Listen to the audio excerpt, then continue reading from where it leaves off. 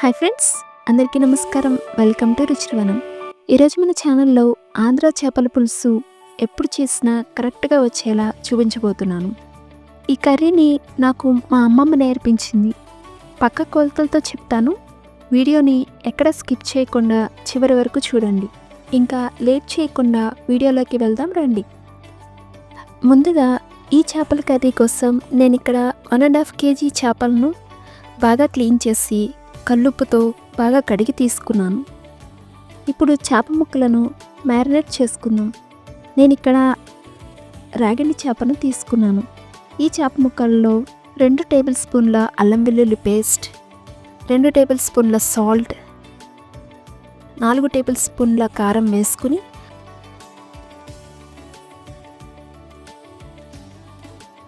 అవన్నీ ముక్కలకు పట్టేలా బాగా కలుపుకొని పక్కన పెట్టుకోవాలి. ఇప్పుడు మసాలాను రెడీ చేసుకుందాం. స్టవ్ ఆన్ చేసి ఒక ప్యాన్ పెట్టుకుని దానిలో 3 టేబుల్ స్పూన్ల ధనియాలు, 1 టీ స్పూన్ జీలకర్ర, 1/2 టీ స్పూన్ మెంతులు వేసి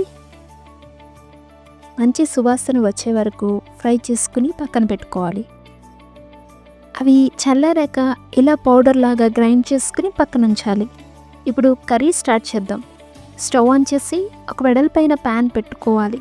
చేపల కర్రీకి ఇలా వెడల్పైన గిన్నె కంఫర్ట్గా ఉంటుంది. దానిలో 5 టేబుల్ స్పూన్ల వరకు ఆయిల్ వేసుకుని ఆయిల్ వేడయ్యాక సన్నగా తరిగిన ఉల్లిపాయలు వేసుకోవాలి.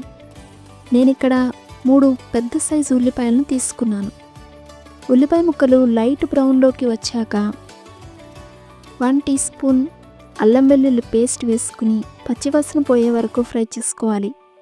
ఇలా ఫ్రై అయ్యాక దానిలో ముందుగా కలిపి ఉంచుకున్న చేప ముక్కలు ఇలా నేను చూపిస్తున్నట్లుగా అరేంజ్ చేసుకోవాలి. ఫ్లేమ్ని సిమ్లో ఉంచి చేప ముక్కలు అరేంజ్ చేసుకోవాలి. 1 నిమిషం ఉడికాక ఇలా గిన్నె అంచులు పట్టుకుని లైట్గా కలపాలి. తరువాత ముక్కలను రెండో వైపు చాలా జాగ్రత్తగా ముక్కలు విరగకుండా తిప్పుకోవాలి.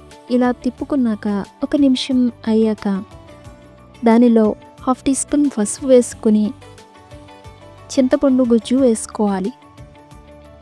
నేను ఇక్కడ పెద్ద నిమ్మకాయ సైజ్ అంతా చింతపండు తీసుకున్నాను. ఇప్పుడు గరిటెతో కదపకుండా ప్యాన్ని పట్టుకుని ఇలా తిప్పుతూ కలుపుకోవాలి. తర్వాత మనం చింతపండు గుజ్జు ఎంత వేసుకున్నామో అంత వాటర్ కూడా పోసుకోవాలి. ఇంతకు ముందు తిప్పినట్లు ఇప్పుడు కూడా అలానే తిప్పుతూ కలుపుకోవాలి. ఇలా కర్రీ ఉడుకుతున్నప్పుడు పచ్చిమిర్చిని వీడియోలో చూపిస్తున్నట్లుగా ఇలా మధ్యలోకి కట్ చేసుకుని వేసుకోవాలి.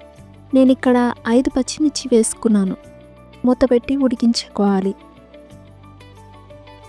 2 నిమిషాలు ఉడికాక గ్రైండ్ చేసుకున్న మసాలాను హాఫ్ వేసుకొని ఉడికించుకోవాలి. మళ్ళీ 1 నిమిషం ఉడికాక మిగిలిన మసాలాను వేసుకుని తరువాత కొద్దిగా సన్నగా తరిగిన కొత్తిమీర వేసుకుని 1 నిమిషం వరకు ఉడికించుకుని స్టవ్ ఆఫ్ చేసుకోవడమే. అంతేనండి, ఎమ్మి చేపల కూర రెడీ అయిపోతుంది. కరెక్ట్గా వీడియోని ఫాలో అవుతూ చేస్తే చాలా అంటే చాలా బాగా కుదురుతుంది. రైస్లోకి సూపర్గా ఉంటుంది. మీరు కూడా ట్రై చేసి చూడండి. వీడియో నచ్చితే లైక్ చేయండి. మీ ఫ్రెండ్స్ అండ్ ఫ్యామిలీతో షేర్ చేయండి. మరిన్ని ఎమ్మె రెసిపీస్ కోసం రుచివనం ఛానల్ని సబ్స్క్రైబ్ చేయడం మర్చిపోకండి. నెక్స్ట్ వీడియోలో మరొక స్పెషల్ రెసిపీతో కలుద్దాం.